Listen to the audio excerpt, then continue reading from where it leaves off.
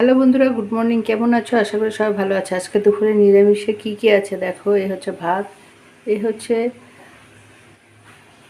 বুটের ডালের বড়া দিয়ে কোয়াশ আর আলুর সবজি করেছি, ঝোল আর কি। এই যে দেখো,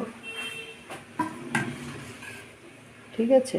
এই যে একদম ধোঁয়া উঠছে, গরম গরম কাঁচা লঙ্কা, জিরে, একটু আদা,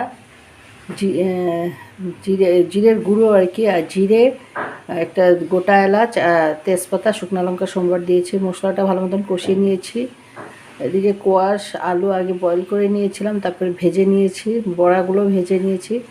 যখন মশলাটা কষানো হয়ে যায়, জিরে, তেজপাতা, শুকনো লঙ্কা আর একটা দুটো গোটা গরম মশলা, এলাচ সোমবার দিয়ে বসিয়ে মশলাটা ভালো মতন কষিয়ে তারপরে জল দিয়ে দিয়েছি। জল দিয়ে যখন ফুটে উঠেছে তখন তোমার বড়াগুলো দিয়ে দিয়েছি, কোয়াশ আলুও দিয়ে দিয়েছি। ভালো মতন